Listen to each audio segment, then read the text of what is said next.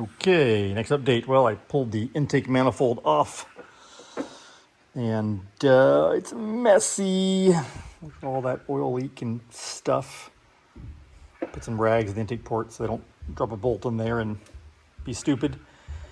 Yes, I'll pull the air conditioner compressor off now, and we will clean things up a little bit and then start getting the covers off and seeing how the old timing belt looks. Look at that tiny little turbo. I was wrong, by the way. It's not a VF35, it's a VF39.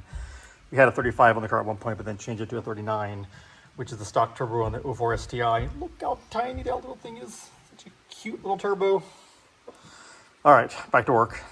A few moments later. So, next update.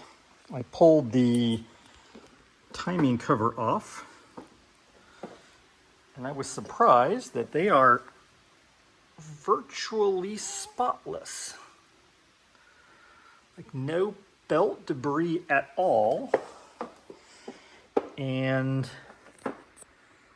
the belt actually looks pretty good. I mean, it only has 43,000 miles on it, just 23 years of use.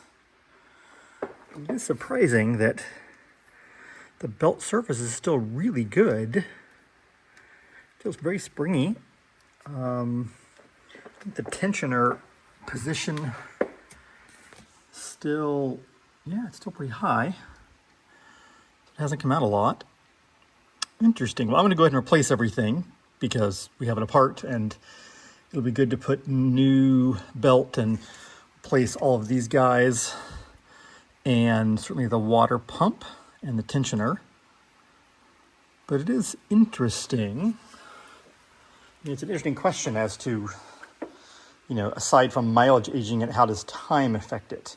And certainly it certainly does. I'm sure the rubber has some properties that change with age, but it is surprising how good that looks given the age. But either way, we will get it further taken apart and get some new parts to put in.